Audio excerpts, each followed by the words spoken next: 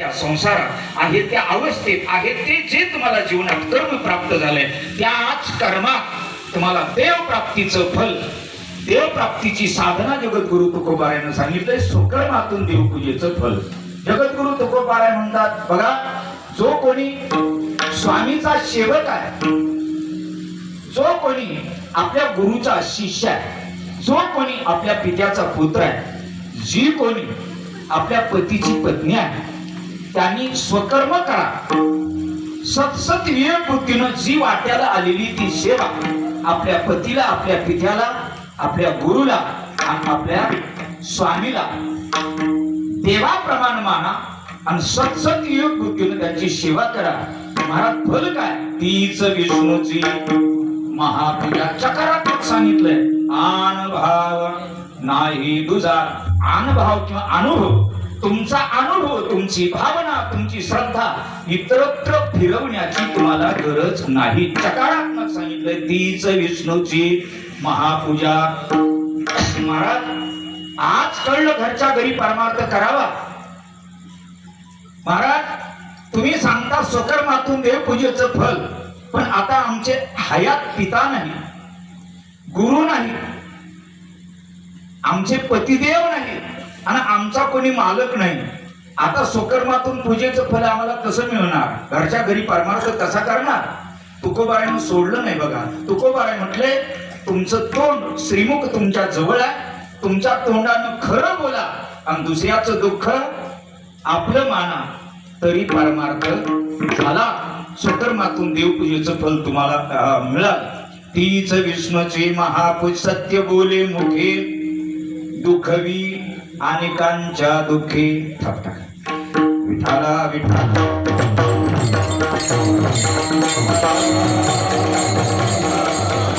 दुसऱ्याचं दुःख आपलं माना. झाला देवपूजेचं फल तुम्हाला प्राप्त. आणि सत्य बोला. सत्य बोले मुखे आणि दुःखवी अनेकाच्या दुःखे. असं जर तुम्ही केलं तर वैराग्याचं जे परमार्थ प्राप्ती करता जे बळ लागतं, इतरत्र ढूंढण्याची गरज नाही, इथेच मिळतं. असा तुकोबारायाच्या अभंगाचा शब्दशः अर्थ तुमच्या समोर ठेवला. आता कीर्तन सेवा, अभंगाचा आशय, अभंगाचा विषय, समन्वय, अभंगाचा शब्दशः अर्थ तुमच्या समोर आला की कीर्तन करायचं काम संपलं. सुज्ञ श्रोते तुम्ही, मग माझं काम संपलं, आता संपू का कीर्तन? हो म्हणाले महाराज, संपू का? संपवा म्हणाले. अभंगाचा अर्थ समजला, कीर्तन सेवा संपली. मग आता उर्वरित राहिलेल्या वेळात काय करायचं? जगद्गुरु तुकोबारायाच्या शब्दाचं चिंतन करायचंय. विठाला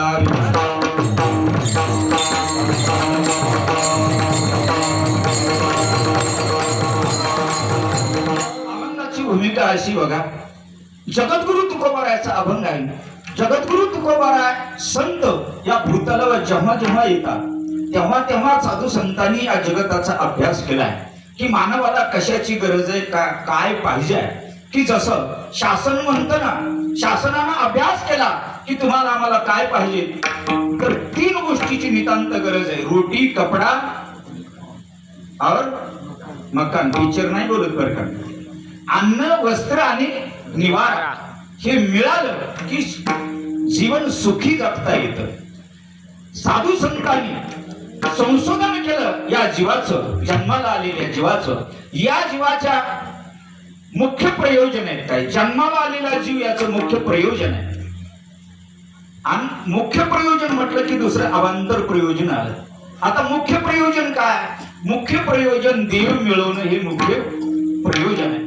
अवांतर प्रयोजन याच देहाच्या द्वारे सत्ता प्राप्त करता येत्या, याच देहाच्या द्वारे संपत्ती मिळवता येते, याच देहाच्या द्वारे इंद्रपदापर्यंत जाऊन पोहोचता येतं, याच देहाच्या द्वारे बंगले, गाड्या घेता येतात. पण हे मानव जन्माचं मुख्य प्रयोजन नाही. जन्माचं मुख्य प्रयोजन काय असेल तर देव मिळवणे, देव प्राप्त करणे.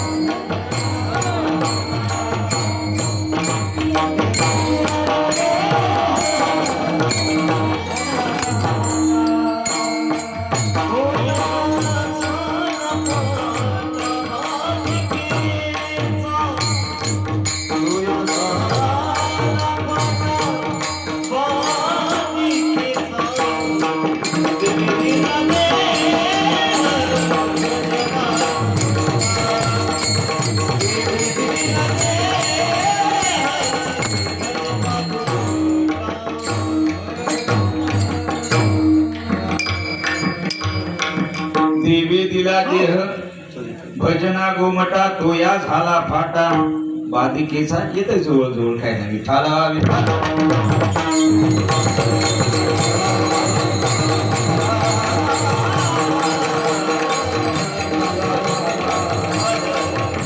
मानवाच्या जन्माची इति कर्तव्यता देव मिळवण्यात आहे.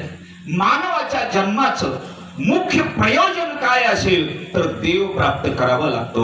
महाराज लवकर आपल्याला अभंगाकडे वळावं लागतं. मुख्य प्रयोजन देव प्राप्त करणे, पण आपण अवांतर प्रयोजनामध्ये आयुष्याचा वेच करतोय. इतर प्रयोजन अवांतर प्रयोजनामध्ये आयुष्याचा वेच करतोय. महाराज ठीक आहे, देव प्राप्त करणं मानव जन्माची इति कर्तव्यता असेल. साधन काय काय साधन करावं लागेल बघा. साधक अनंत आहे, साधन अनंत आहे. अनंत साधन अनंत साधका करता कारक ठरतील असं मात्र नाही. किती साधन आहेत? अनंत साधन आहे. योग आहे, याग आहे, तप आहे, ध्यान आहे, तीर्थाटन आहे, जे भगवत प्राप्तीचे अनंत साधन आहे. साध्य एक आहे, साधन अनंत आहे, साधक अनंत आहे. मग साध्य एक असेल, साधन अनंत असतील तर का असं होतं तर काला परत्वे भागवत सांगतं महाराज. हे साधन बदलण्यात आली, त्या त्यजनीय केली ती साधन काला परत्वे. भागवत सांगतं कृते ध्यायतो विष्णु त्रेतायाम यजतो मखै द्वापारे परिचर्यायाम कलोत हरि कीर्तनात. युग बदललं, साधन बदलली. का बदलली? साध्ययुक्त साधन का बदलली? प्रत्येक युगात मानवाच्या अंतःकरणाची स्थिती, मानवाच्या अंतःकरणाची अवस्था टिकून राहिली नाही. बघा, कृतयुगात जी अंतःकरणाची शुद्धी होती ती त्रेतायुगात राहिली नाही. त्रेतायुगात जी अंतःकरणाची शुद्धी होती ती द्वापार युगात खालावली, राहिली नाही. द्वापार युगात जी अंतःकरणाची अवस्था होती ती कलियुगात फार खालच्या दर्जाला आली. साधन अनंत आहे, साधक अनंत आहे, साध्य एक आहे. पण शास्त्राने ही साधन बदलत का आणली? काला परत्वे साधन बदलत आणली. साध्य एक, साधन अनंत. बघा, अनंत साधन अनंत साधका करता कारक ठरतील असं मात्र सांगता येत नाही. जमलं तर बघा, आता दुकानदार नवीन आहे महाराज, माल कोणता बघतोय, मला अंदाज घ्यावा लागेल थोडं थोडं सोडून. म्हणजे इथं गिराईक नवीन, दुकानदार नवीन, काय काय माल लागतो सोडण्याचा प्रयत्न करतो. विठाला विठाला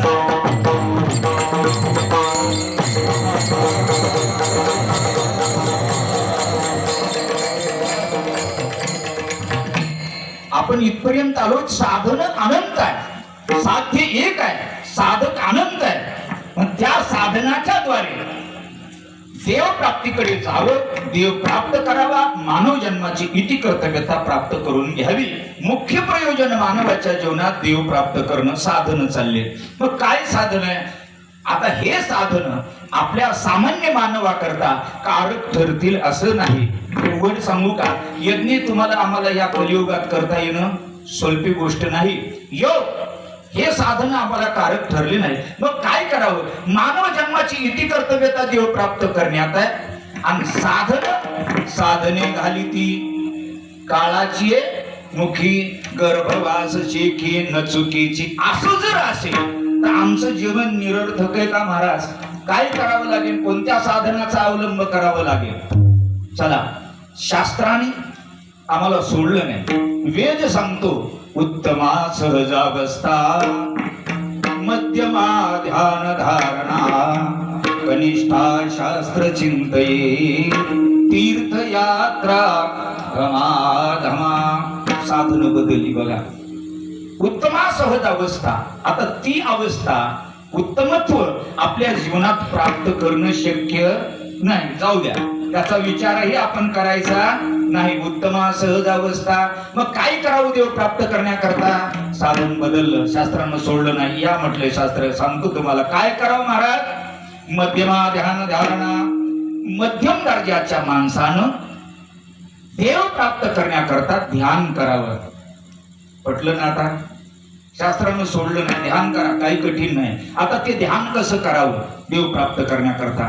डोळे झाकायचे, प्रभूचा श्री विग्रह अंतःकरणात धारण करायचा, अंतकरण पुलकित करायचं, भगवंताला हाक मारायची, लगे देव भेटतो. डोळे आता झाकू नका, घरी गेल्यावर चेक करून बघा. इतकं साधन स्वल्प नाही. ध्यान नावाचं साधन, याच्याद्वारे देव मिळवता येतो. हे जरी आपल्याला वस्तुस्थिती पटत असेल तर इतकं ध्यान स्वल्प नाही. साधू संतांना सांगितलंय कैसे करू ध्यान. ध्यान कसं करावं? डोळे झाकावे, श्री विग्रह म्हणजे प्रभूची मूर्ती डोळ्यात साठवावी आणि भगवंताला हाक मारावी. कशी हाक मारावी? एक प्रमाण म्हणून दाखव. सद्गती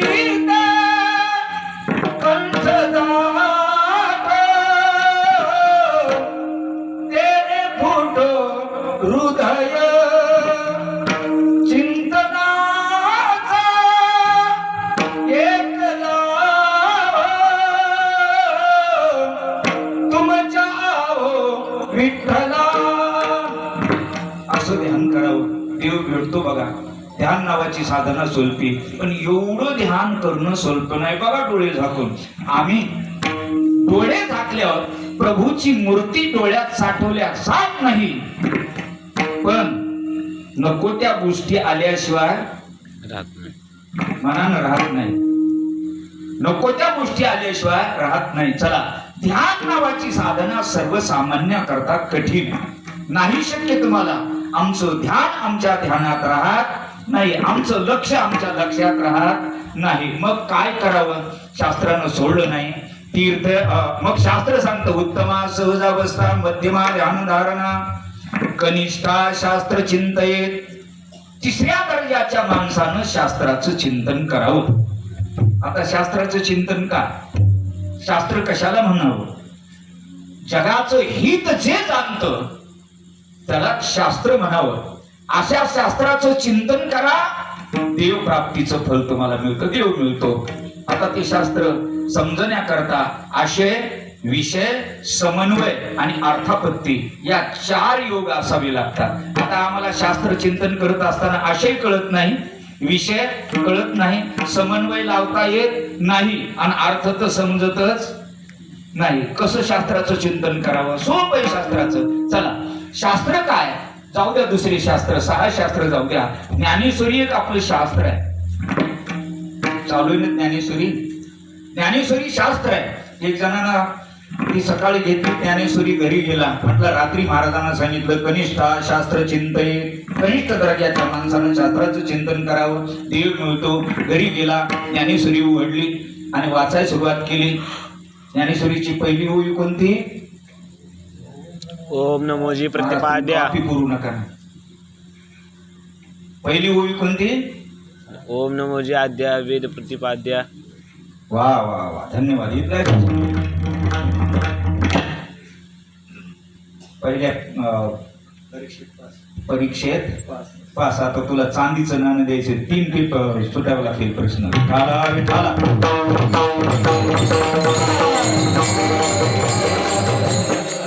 कनिष्ठा शास्त्र चिंतयेत. कनिष्ठ दर्जाच्या माणसानं शास्त्र चिंतन करण्याकरता त्यानं ज्ञानेश्वरी घेतली, घरी गेला, सुरुवात केली. ओम नमोजी आद्या वेद प्रतिपाद्या, जय जय स्वसंवेद्या आत्मरूपा, देवा तुझी गणेशू सकलार्थमती प्रकाशू, मने निवृत्तीदासू अवधारी जोजी. ज्ञानेश्वरी वाचायला सुरुवात केली. कुठपर्यंत वाचली? 5व्या अध्यायापर्यंत वाचली. आणि खून लक्षात राहण्याकरता काय केलं जातं? खून लावल्या जाते. ती दोरी किंवा काहीतरी चिठ्ठी टाकल्या जाते. चिठ्ठी टाकली, ज्ञानेश्वरी बांधून ठेवली, तो घरी गेला, निघून गेला बाहेर. दुसऱ्या दिवशी आला, ज्ञानेश्वरी उघडली, वाचायला सुरुवात केली. 10व्या अध्यायापर्यंत ज्ञानेश्वरी वाचली. 10व्या अध्यायाचा पहिला श्लोक, भूय एव महाबाहो शृणु मे परमो वचः यत्तेऽहं प्रीयमाणाय मोक्षयिष्यामि मा शुचा. आता ज्ञानेश्वरी वाचकच तिथं झडीत मोठ काय लावू मी. 10व्या अध्यायाचा पहिला श्लोक खून लावली, ज्ञानेश्वरी बांधली आणि तो ग्रस्त कामा करता निघून गेला. एक शेजारी राहणारा हुशार माणूस होता. ते म्हणला, यानं काय लावलंय, काय करतावा? काय नाही म्हटलं, रात्री महाराजांना सांगितलं तिसऱ्या दर्जाच्या माणसानं कनिष्ठा शास्त्र चिंतन, शास्त्राचं चिंतन करावं म्हणून शास्त्राचं चिंतन, ज्ञानेश्वरी सारखं शास्त्राचं चिंतन करतो. बरोबर. मग यांनी काय केलं, परीक्षा घ्यावी. त्यानं ज्ञानेश्वरी बांधून गेली, यांनी उघडली परीक्षा घेणाराने आणि 10व्या अध्यायातली खूण काढली, डायरेक्ट दुसऱ्या अध्यायात रिवर्स दुसऱ्या अध्यायात टाकली, ज्ञानेश्वरी बांधून ठेवली. पुन्हा हा सत्ग्रस्त उठला, कनिष्ठा शास्त्र चिंतन, शास्त्राचं चिंतन करण्याकरता ज्ञानेश्वरी उघडली, ज्ञानेश्वरी वाचायला सुरुवात केली. 5व्या अध्यायापर्यंत खूण टाकली, पुन्हा ज्ञानेश्वरी बांधली, निघून गेला. हा परीक्षेत म्हटला ज्ञानेश्वरी याला कळाली का बघायचंय. पुन्हा ज्ञानेश्वरी उघडली, 5व्या अध्यायातली खुंडा काढली आणि डायरेक्ट पहिल्या अध्यायात खूण टाकली, ज्ञानेश्वरी बांधली. हा देव प्राप्तीची साधना शास्त्राचं चिंतन करणारा आला, ज्ञानेश्वरी उघडली, वाचायला सुरुवात केली आणि काय वाचू लागला, ओम नमोजी आद्या. एक परीक्षक आला, म्हटला बापू काय करतो. रात्री महाराजांना सांगितलं कनिष्ठा शास्त्र चिंतन, शास्त्राचं चिंतन करतो देव मिळवण्याकरता. कसं रे ज्ञानेश्वरी शास्त्र, सुंदर आहे म्हटला. ज्ञानेश्वरी सारखा ग्रंथ माग झाला नाही, आता नाही, पुढे होणार नाही, असा सिद्ध ग्रंथ आहे. ज्ञानोबाने ज्ञानेश्वरी सारखा ग्रंथ पुन्हा दुसरा केला नाही, जगतात पुन्हा ग्रंथ नाही. पण त्या ज्ञानोबाने एक चूक केली आहे. ते काय चूक केली आहे म्हटलं, लिहिलेलंच पुन्हा पुन्हा लिहिलंय. आता लिहिलेलंच पुन्हा पुन्हा लिहिलंय का वाचलेलं पुन्हा ह्याने वाचलंय हो? बोला ना. वाचले बाबा वाचले बोलायचं ठरवलं नाही का? वाचलेलं पुन्हा पुन्हा वाचले. हा जमला विठाला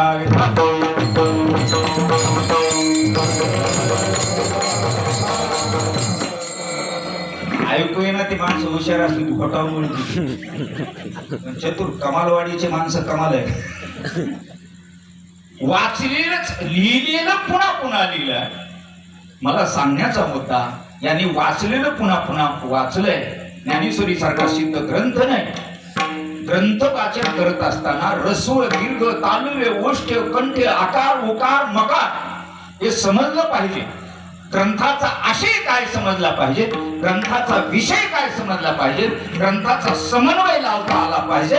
आणि मग अशा पद्धतीने जर ग्रंथ वाचला, शास्त्र चिंतन केलं तर देव प्राप्तीचं फल तुम्हाला मिळतं. पण आम्हाला रस्व नाही, आमचं दीर्घ नाही. विनोदानं सांगत असतो, आमच्या गावाकडे मृदंगाचार्य महाराज एक प्रसादाचा अभंग म्हणतात.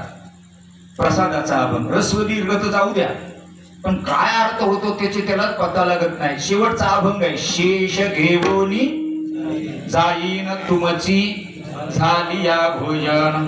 ते भजने असे म्हणतात महाराज स्पीकर मध्ये, ससे घेऊन जाईन तुमचे झाले का भोज. समजलं काय अर्थ आहे? असं जर शास्त्र चिंतन आमचं असेल, असे विषय समन्वय कसा आपल्याला लावता येईल महाराज? नाही, शास्त्र चिंतन आम्हाला जमत नाही. रस्व दीर्घ तालव्य गोष्ट हे जमत नाही. मग काय करावं महाराज? देव प्राप्त केल्या विना मानव जन्माची किती कर्तव्यता नाही. देव प्राप्त करणं मानव जन्माचं मुख्य प्रयोजन. काय करावं लागेल? शास्त्रानं सोडलं नाही बघा आपल्याला. शास्त्र म्हटलं तीर्थयात्रा धमाधमा. आधम माणसानं, 4थ्या दर्जाच्या माणसानं काय करावं? तीर्थयात्रा करावी. आता धीर आला बघा यांना. अरे तीर्थयात्रा करावी. आता तीर्थयात्रा सोलपी आहे. तीर्थयात्रा कशी करावी? साधू संतांनी त्यालाही नियम सांगितला. तीर्थयात्रा केल्याने देव प्राप्तीचं फल आपल्याला मिळतं. साध्यापर्यंत तीर्थयात्रेच्या द्वारे जाता येतं. पण तीर्थयात्रेचा नियम असा आहे बघा, पायानं तीर्थयात्रा असावी, मुखाने नामचिंतन असावं आणि संताची संगती असावी. पायी तीर्थयात्रा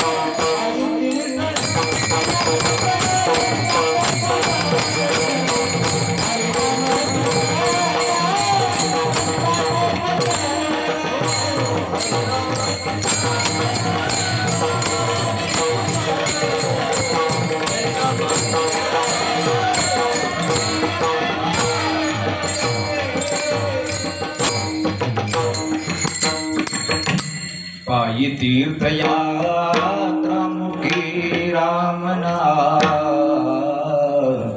हाची माझा नेम सिद्धीने हाची माझा नेम सिद्धीने.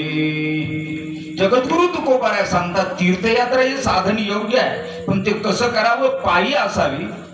नुसतं पायी नाही, मुखाने नामाचं चिंतन असावं. नुसतं नामाचं चिंतन नाही, संतांची संगती असावी. याच्यापैकी आपली यात्रा आहे का? नाही. आताची यात्रा कशी आहे महाराज? दुसरं प्रमाण आहे. पायी तीर्थयात्रा घडू देह संताद्वारी पडू, झालं का तीर्थयात्रेचं? आता हे प्रमाण बदलायचं. एसटीने तीर्थयात्रा घडू देह बस स्टँडवर पडो. विठाला विठाला.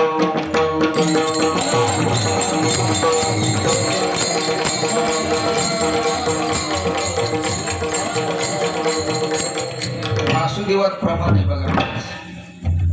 विठाला विठाला.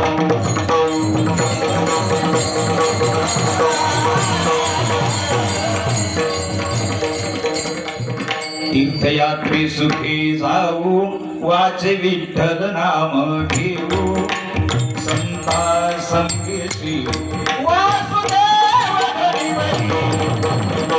संता संगेशी वासुदेव हरी हरी. संता संगेशी वासुदेव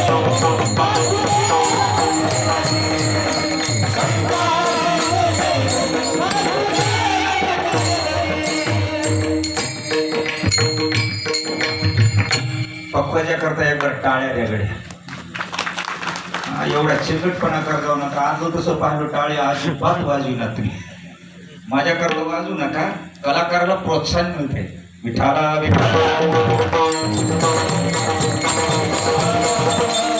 तीर्थयात्रे सुखी जाऊ वाचे विठ्ठल नाम घेऊ संता संगे सेवू वासुदेव धरीवरी.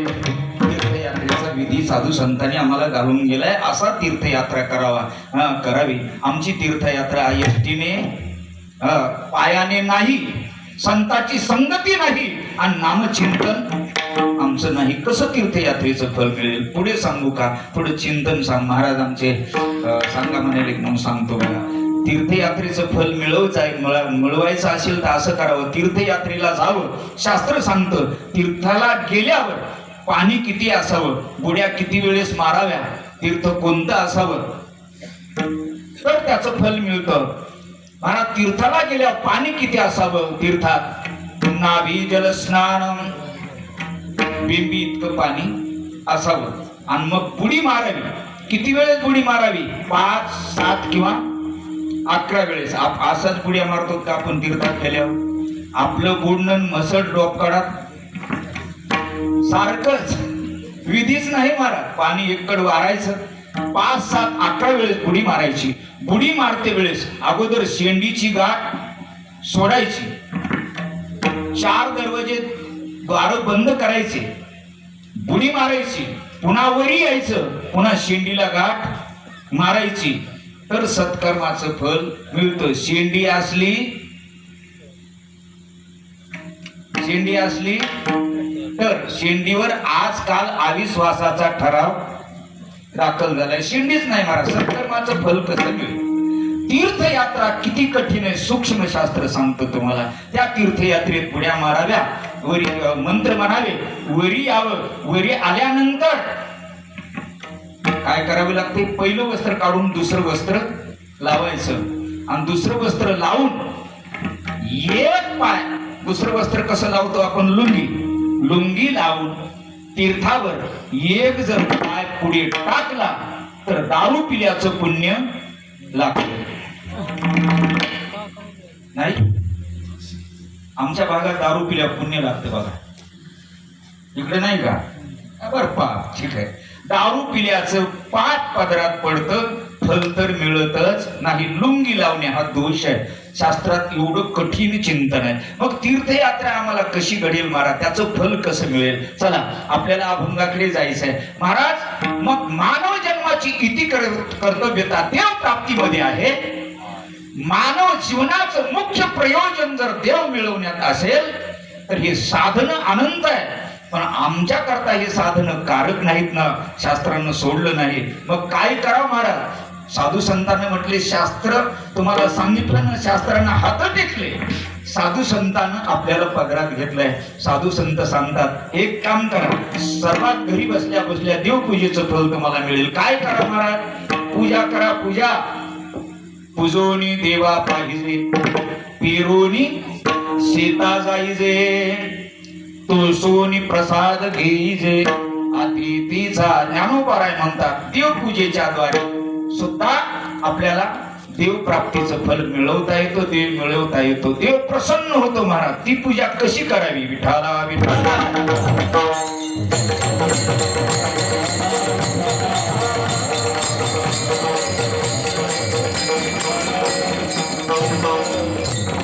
पूजेच्या द्वारे, देवपूजेच्या द्वारे फल मिळवता येतं बघा. पण त्याचंही सूक्ष्म शास्त्र आहे. सूक्ष्म शास्त्र कसं शास्त्र आहे? आता जी आपण घरी पूजा करतो देवाची, आपल्या देवाऱ्याचं तोंड पिंगळ असावं. भागवत चालू नाही तर चालू. देवाऱ्याचं तोंड कोण्या बाजूला असावं? हा, दुसरा प्रश्न. चांदीचं नाणं जी कोण्या बाजूला असावं? हा, तुम्ही सांगू नका बाबा. मला ऐकू येत नाही. विठाला विठाला.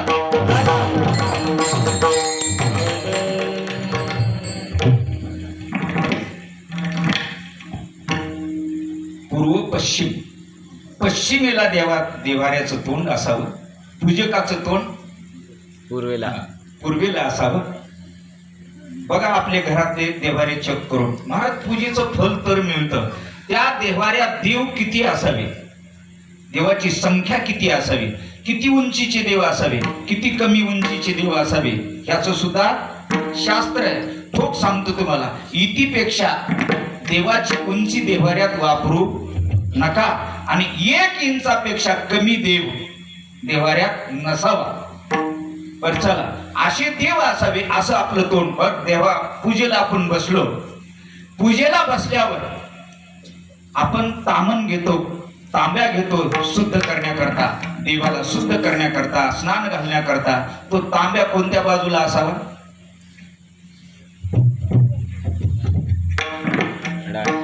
सांगा ना. देवार आहे का नाही घरी? बाबा राग राग बले, तुला सांगाय बोलिले का विचारायला? सांगणार आहे मी हो, पण बोललं म्हणजे झोपी जाणार नाही तुम्ही, म्हणून बोल का कीर्तन. विठाला.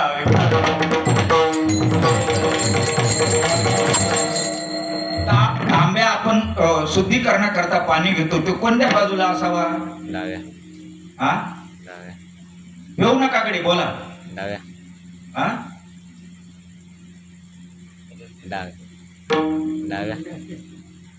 सुकय बाळा उजव्या बाजूला असावा, आहे का ना? जेवताना हा, आता डाव्या बाजूला.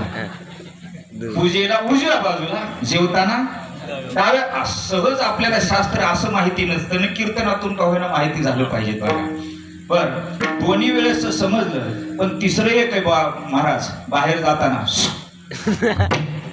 कोण्या बाजूला असावा तांब्या? खाली का पंच? विठाला.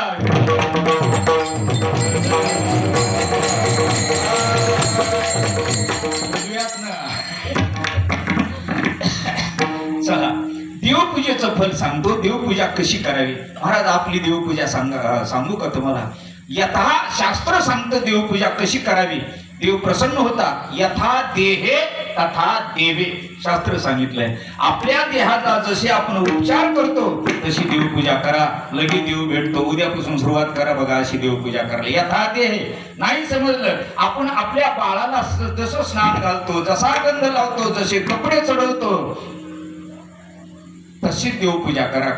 मग देव कोण म्हणतोय भेटत नाही, भेटतो देव, पण अशा पद्धतीनं गेलं तर अशी पूजा केली. कोई कहता है भगवान आते नहीं, कोई कहता है भगवान आते नहीं, द्रौपदी जैसे बुलाते नहीं, कोई कहता है भगवान आते नहीं, शबरी जैसे खिलाते नहीं, कोई कहता है भगवान सोते नहीं. क्यों सोते नहीं? माँ यशोदा जैसे सुनाते नहीं. विठाला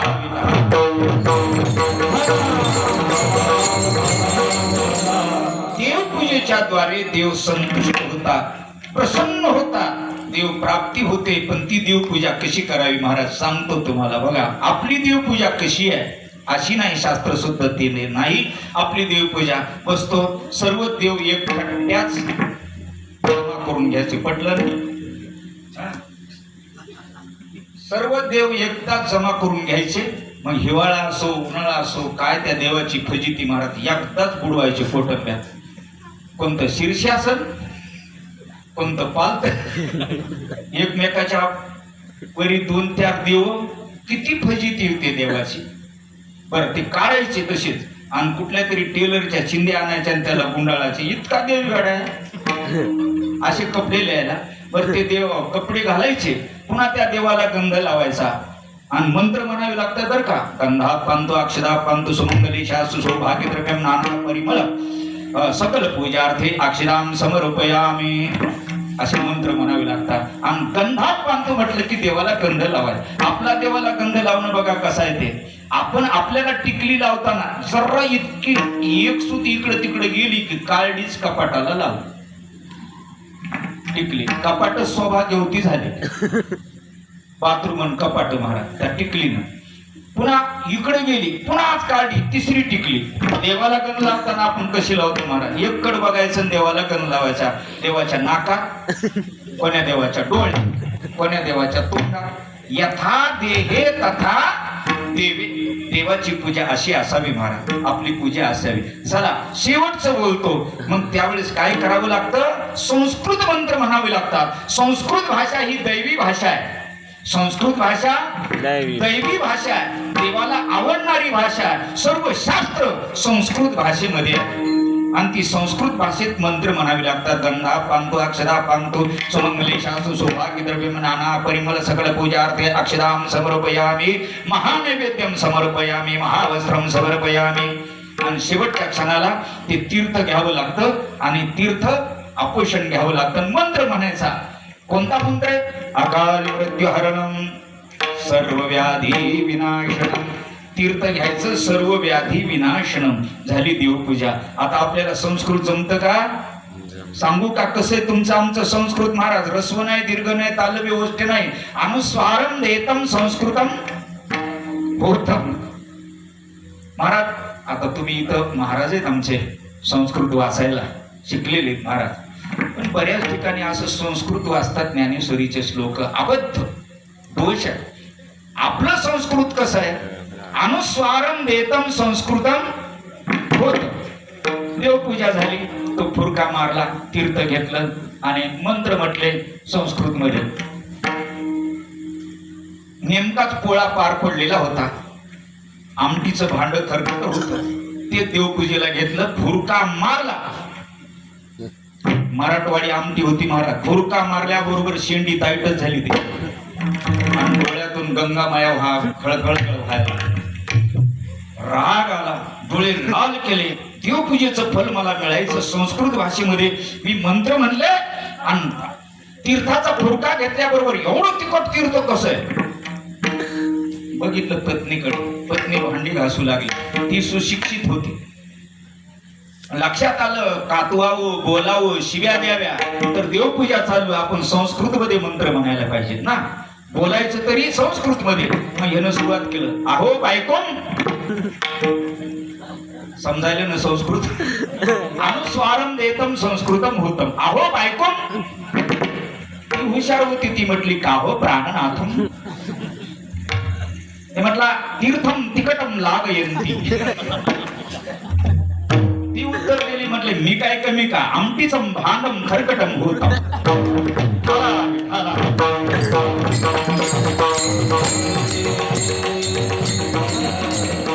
हसण्यावर दृष्टांत घालू नका महाराज. सिद्धांताकडे या कशा करता सांगितलं महाराज. संस्कृत भाषा देवी भाषा आहे, देवाला प्रिय भाषा आहे. पूजकांनी संस्कृत भाषेमध्ये मंत्र म्हणावे तर देव प्रसन्न होते, ही पूजा सिद्ध होते. आता अशी पूजा आम्हाला शक्य नाही. मग काय करावं महाराज. मानवाच्या जन्माची इति कर्तव्यता देवप्राप्तीमध्ये आहे. आमचं जीवन व्यर्थ गमवावं का. तुकोबाराय म्हटले आम्ही आहेत ना संत, काय करावं सांगा ना महाराज. अभंगाच्या पहिल्या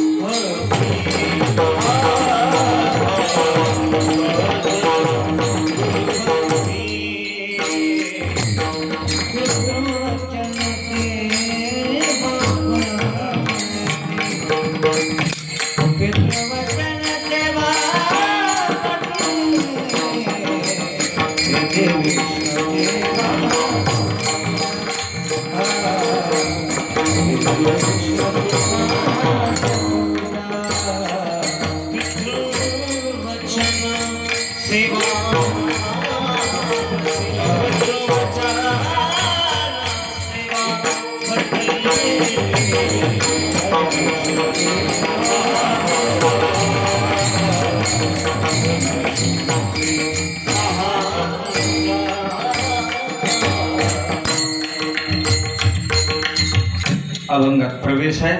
जगद्गुरु तुकोबाराय संत असल्यामुळे जगद्गुरु तुकोबाराय म्हणतात, दिलासा देतात जगाला. तुम्हाला देव मिळवायचा आहे, जन्माची इति कर्तव्यता प्राप्त करून घ्यायची का. या आमच्याकडे काय करावं महाराज. घरच्या घरी परमार्थ शिकवला स्वामी काज. जो कोणी आपल्या मालकाचा नौकर सतसत विवेक बुद्धीनं निष्ठेनं आपल्या मालकाची सात्विकतेनं सेवा पार पाडायची, झाला परमार्थ, झालं देवपूजेचं फळ तुम्हाला मिळतं महाराज. पण आज या युगामध्ये मालक मालक नाही आणि शिष्य सेवक सेवक नाही राहिला. सांगायला आपल्याला वेळ नाही. 11:15 फक्त आपल्या 15 मिनिट शिल्लक आहे. विठाला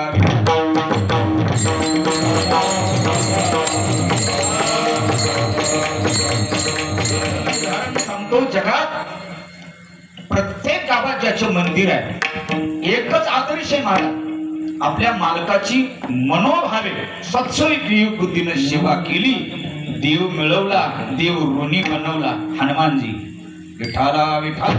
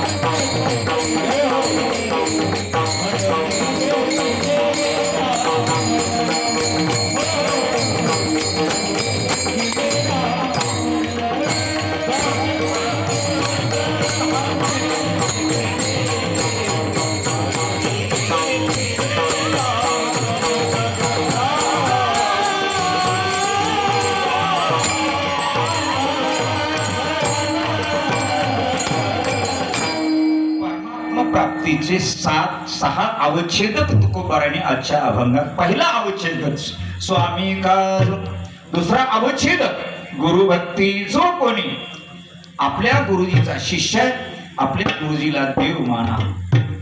पण या युगामध्ये गुरु गुरु नाही आणि शिष्य शिष्य नाही. ते जुने कीर्तनकार म्हणायचे ना, गुरु गजरबट्टू आणि शिष्य गुरु कसा असावा. अनेक खूप प्रमाण आहेत महाराज. गुरु कसा असावा विचार सागराचं चिंतन सांगितलंय. गुरु श्रोत्रिय, ब्रह्मनिष्ठ आणि कृपाळू असा गुरु असावा. शिष्याची तो नेघे सेवा माने देवा सारिके. अशा गुरुजीची सेवा सत्सती बुद्धीनं देव मानावी आणि करावी. अनेक उदाहरणं सांगितल्यापेक्षा शास्त्रामध्ये बरीच उदाहरणं आहेत महाराज. आज गुरु गुरु नाही आणि शिष्य शिष्य राहिलेला नाही. उदाहरण सांगतो. एक जण असेच आपल्या कमालवाडी गावासारखं सज्जन गाव, चातुर्मासाचा पाठ व्हायचा.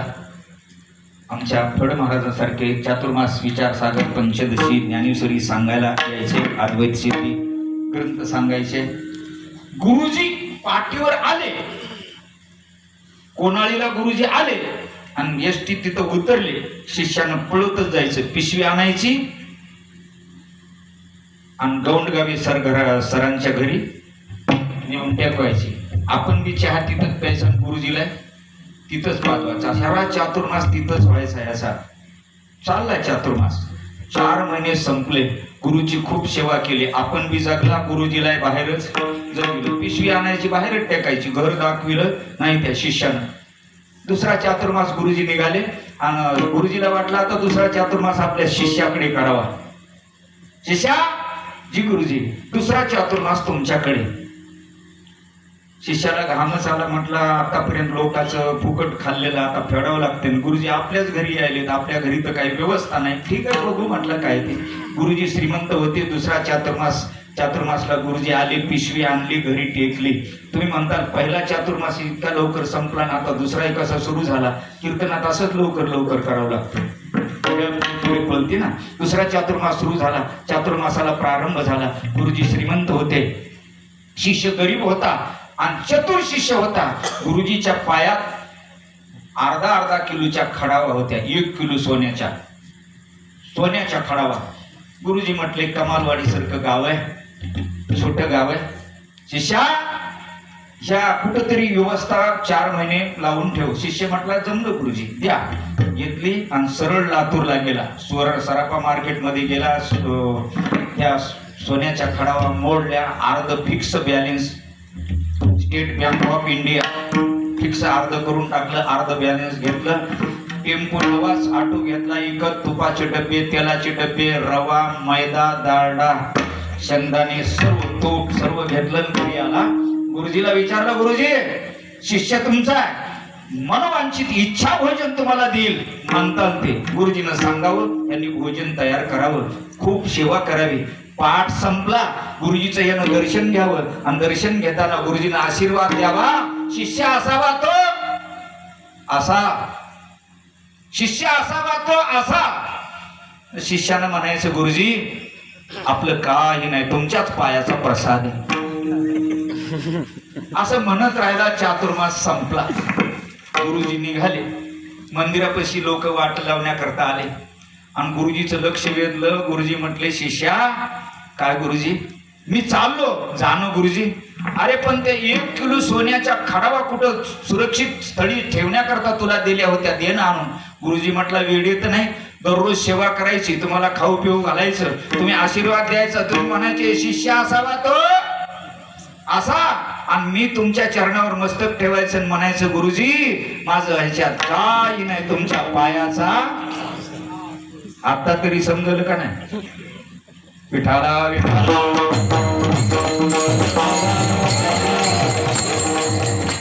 गुरु कसा असावा? ओंकार स्वरूपा सद्गुरु समर्था अनाथाचा नाथा तुझा नमो तुझा नमो तुझा नमो तुझा नमो तुझा नमो ओंकार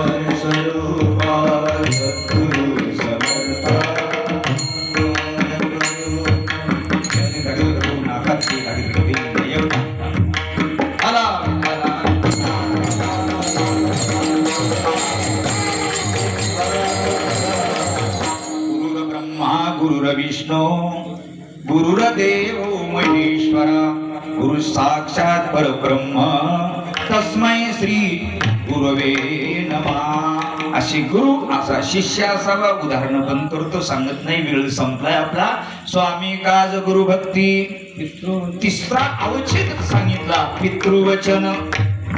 सेवापती जो कोणी आपल्या पित्याचा पुत्र आहे, सत्सत विवेक बुद्धीनं आपल्या बापाला आपल्या पित्याला देव माना. बस तुम्हाला इतरत्र भावना, इतरत्र श्रद्धा, इतरत्र दुसरे साधन करण्याची काही गरज नाही महाराज. तुम्ही कदाचित काशीला जाऊ नका, तुम्हाला काशीला जाण्याची गरज नाही. विठाला विठाल.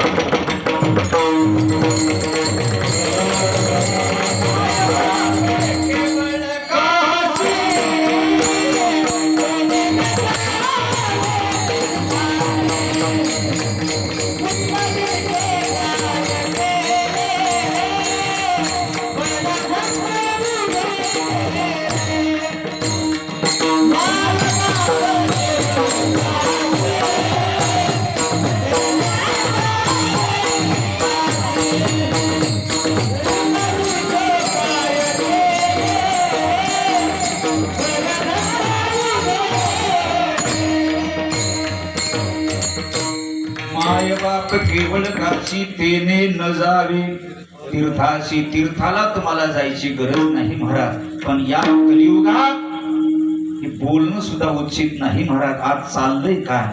याच देशात रामायणासारखा ग्रंथ जन्माला आला, याच देशात श्रीमद भागवतासारखा ग्रंथ. मातृदेवो भव, पितृदेवो भव, आचार्य देवो भव, अतिथी देवो भव असं शिकवणारे ग्रंथ या देशात जन्माला येतात. आणि या देशातली मुलं आपल्या आई वडिलाची घराच्या बाहेर हकालपट्टी करतात, आई वडिलाला लाथा घातल्या जातात, आई वडिलाची निर्वंचना केल्या जाते. पण आमचं एकीकडे शास्त्र सांगतं, दादा तुम्हाला पंढरपूरचा जो काळा विठी आहे ना उभा आहे, त्याच्या दर्शनाला जायची गरज नाही रे. तुझ्या घरात तुझे आई आणि वडील उघडे परब्रह्म आहे. तो कमले माय बाप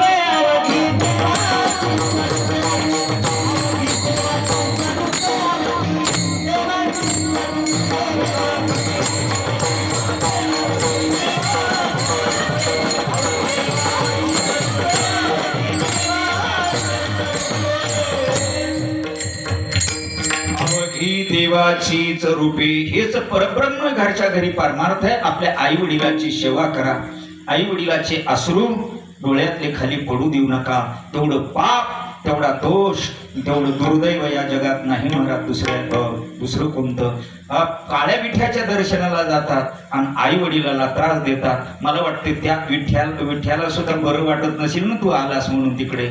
मग आई वडील जोपर्यंत आहे तोपर्यंत आई वडिलाला जपा दादा. आई वडिलाचं ऐका. काही नाही. बरेच लोक म्हणतात महाराज कीर्तनकार, प्रवचनकार, भागवतकार सांगतात आई वडिलाची सेवा करा, आई वडिलाला देव माना. काय करावं? पण आमचं म्हातारं आणि आमची म्हातारी सुधी नाही हो, चांगलं बोलत नाही, त्यांना काही कळत नाही. एकच शब्द 10 वेळेस बोलतं, एकच शब्द 10 वेळेस बोलतं. वेड्या तुझ्या लक्षात आहे का? म्हातारपणी बुद्धिभ्रष्ट झाली म्हणून एक शब्द 10 वेळेस तुझा बाप बोलत असेल. बोलू दे ना. तू लहान होतास त्यावेळेस तुला तुझ्या बापानं खांद्यावर बसून जत्रेला नेलं होतं. जत्रात फुगा पाहिला होतास आणि बापाला छातीत लाता मारू मारू 100 वेळेस बाबा मला फुगा द्या, बाबा मला फुगा द्या, बाबा मला फुगा द्या म्हणून लाता मारल्यास ना त्या बापाला. त्या बापाच्या खिशात 2 रुपये नव्हते रे. इकडे तिकडे बाप पाहतो माझ्या लेकराला मी फुगा देऊ शकत नाही, कुणाकडे तरी 2 रुपये उसने घेतो. दादा तुमचे दीड काम करून फुग्याच्या दुकानात जातो, तो फुगा घेतो आणि तुला देतो. 100 लाता तू छातीमध्ये मारल्यास आणि 100 वेळेस फुगा द्या म्हटलास ना, झालं. 10 वेळेस म्हातारं बोलतं, म्हातारं घाण करतं घरात. करू द्या. मी एक गोष्ट सांगतो महाराज, म्हातारं तुमच्या घरात तुमचा बाप वसरीवर बसलेला असेल, चष्मा लावलेला बाप आहे, बापाला कळत नाही, बापाला दिसत नाही. त्या पण वेड्या वसरीवर बसलेला बाप असू दे तुझ्या घरात बसलेला, तो बाप जर बसलेला असेल तरी कोणी दुष्ट तुझ्या घराकडे वाईट नजरेनं बघणार नाही. तो बाप घरात आहे तोपर्यंत. बाप घराचा पाया.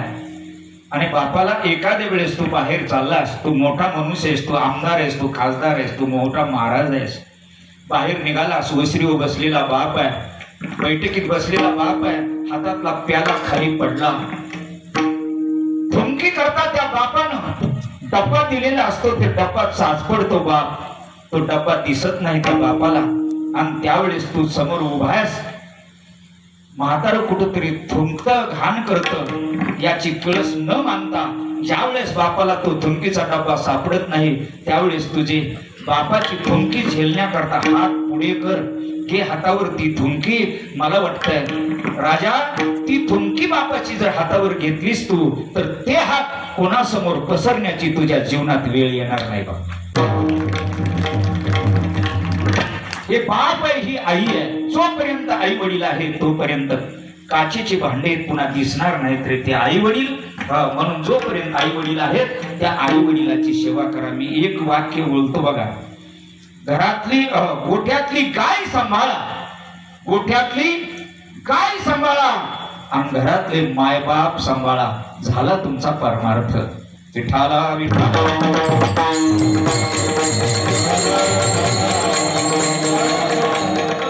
आपल्याकडे हर बात को तुम भूलो भले, माँ बाप को मत भूलना, उपकार उनके लाखों है, इस बात को मत भूलना. सर्व गोष्टी जीवनात विसरा, पण आई वडिलाला विसरू नका. दादा, बरीच उदाहरणं समोर आहेत, पण आज आपला वेळ संपला. बघा, एखादा बाप त्याचा सांभाळलेला बैल दुसऱ्याच्या बांधावर जर बैल गेला, त्या बैलाला हाक मारली, नंद्या वापस ये. आज या देशाचं दुर्दैव असं आहे, धूर्त मुलगा चाललेला बापानं जर मागून हाक मारली ना, तो बापाकडे माग परतून बघत नाही. हे या देशाचं दुर्दैव आहे दादा. म्हणून एकच आमचे शास्त्र कठोरवाने हात वरी करून सांगतात की पितृवचन सेवापती. रामायण उघडा, भागवत उघडा, भागवताच्या 9व्या स्कंदाच्या उत्तरार्धात एक परशुरामजीची कथा आलेली आहे. ती कथा तुम्ही ऐका, मला सांगण्याकरता वेळ नाही. पितृवचन सेवापती एवढंच बोलतो. आता शेवटचं सांगू का महाराज? या माता भगिनी म्हणाल्या, महाराज सर्वाला परमार्थ सांगितलं तुकोबारायण, आमचं काय, तुमचंही सांगतो, भजन करा. विठाला विठाला.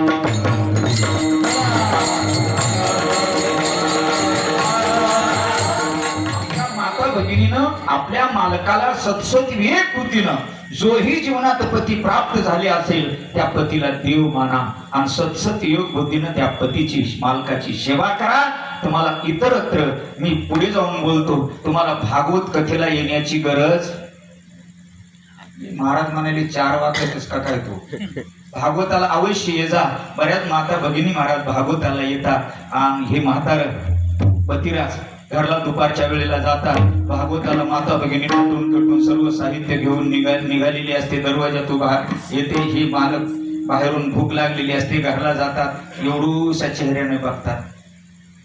आता ह्यात मालकीन निघाल्या भागवताला नटून फेटून, आपल्याला तर जेवायचंय का? जेवायचं कशाला आला? भूक लागली. इतके 7 दिवस भागवत ऐकल म्हटलं, जेवायचंय. अगोदर येता येत नव्हतं का? भागवत सुरू झालंय तिकडं, मला भागवताला जायचंय, हेही कळत नाही. जेवायचंय. एक काम करा बघा, तिथं ताटली आहे, ती ताटली घ्या. तिथं प्लेट आहे, ती प्लेट घ्या. फ्रीज मध्ये दूध आहे, ते दूध घ्या. ही भाजी घ्या, वाढून घ्या. तिथली भाकर घ्या, वाढून घ्या. जेवा. ताटली धुवून जिथले तिथं ठेवा. आणि बाहेरची साडी वाळू घातली ती मधात आणून घडी घालून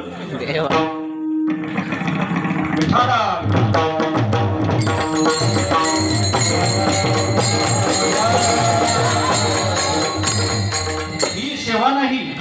माता भगिनी म्हणतात, महाराज जाऊ द्या, सेवाही करू आम्ही. मालकाला देव माना, त्यांची सेवा करा. पण 5 वाजता ऑटोतून उतरून लैजिंग खेळत घरला येणार असलं तर समजा ना जिम खेळणारा हा असू द्या, जोही जीवनात पती आपल्या प्रारब्धवशात जो प्राप्त झाला त्याला देव समजा आणि सत्सत योग बुद्धीनं सेवा करा. महाराज हजारो उदाहरण शास्त्रात आहे की ज्या पतीची ज्या स्त्रीनं सेवा केली, सूर्य न उगू देण्याची ताकद त्या स्त्रीमध्ये आहे. देव ऋणी करून ठेवला एवढी ताकद त्या स्त्रीमध्ये कशामुळे प्राप्त होते तर पतिव्रता धर्मामुळे. तुम्ही एक काम करा, आपल्या मालकाला देव माना.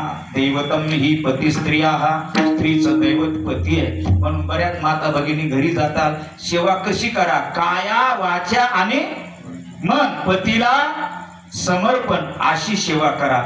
मने पतिव्रता